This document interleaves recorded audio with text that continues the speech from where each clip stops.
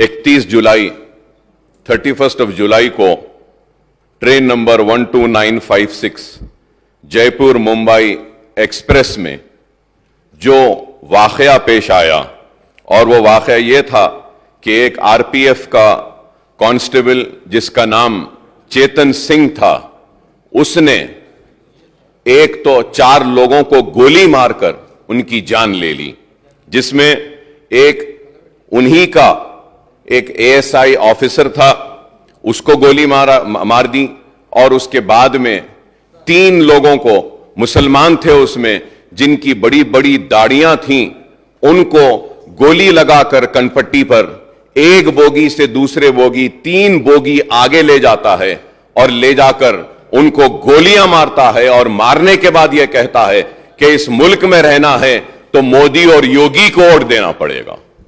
और अफसोस मोदी और योगी के साथ कहता है कि फिर ठाकरे को वोट देना है।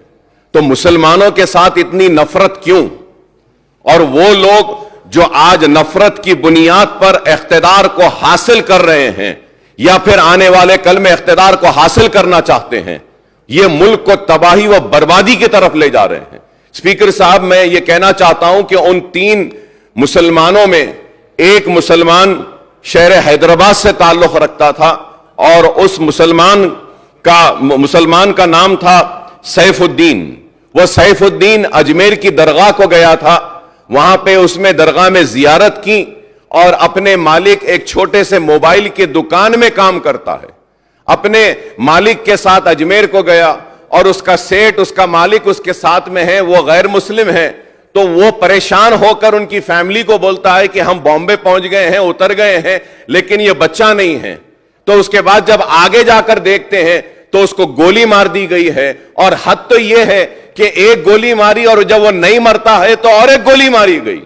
तो ये नफरत है कि आज तेलंगाना रियासत में हम ऐसी ताकतों को रोकने में 9 बरस में कामयाब हुए हैं, और इंशाअल्लाह आगे भी हम इनको रोकेंगे, इनको शिकस्त देंगे। हम इनको बताएंगे कि तेलंगाना में हिंदू मुसलमान आपस में मोहब्बत के साथ रहता है, और आज मुल्क को क्या चाहिए? मुल्क को तरक्की चाहिए, मुल्क को खुशहाली चाहिए, मुल्क को बेरोजगारी का खात्मा चाहिए। आज इसके ऊपर तवज्जो नहीं है, बस सिर्फ नफरत नफरत नफरत की बात करते हैं। तो मैं आपके जरिए हुकूमत से मैं दरखास्त करता हूं, रिक्वेस्ट करता हूं कि सैफुद्दीन जो बाजारघाट में रहता है, उसके 3 लड़कियां हैं। एक सबसे बड़ी लड़की 6 साल की, दूसरी लड़की 3.5 साल की, और तीसरी लड़की सिर्फ 6 महीने की है।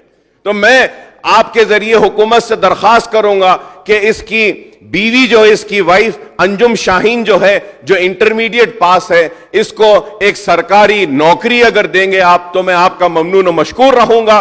और इसके साथ साथ 2 बेडरूम का फ्लैट अगर मलकपेट में या चंद्रायन गुट्टे में जहां बन रहा है, वहां पे एक 2 बेडरूम देंगे, और कुछ ना कुछ इमदाद अगर रियासती हुकूमत की जानिब से इन 3 मासूम बच्चियों के लिए और उसकी बीवी के लिए अगर दी जाएगी, तो एक अच्छा मैसेज जाएगा, और हम बताएंगे कि यह इस रियासत में हम फिरका परस्तों को कभी आगे बढ़ने नहीं देंगे।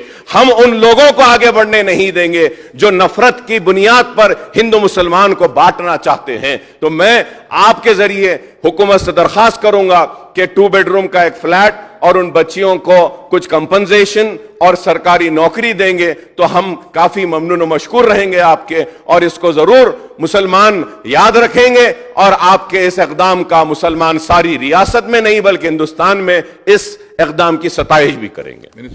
Definitely, I assure you, sir. You please give me a letter. The lady who is now a widow, unfortunately, we will ensure that an employment is provided immediately. मैं कल ऑर्डर मैं दे देता हूँ 100% गवर्नमेंट में, या तो GHMC, HMD है या QQSUD है, कहीं ना कहीं बच्ची को वहां पे इमीडिएटली रोजगार मैं दे देता हूँ।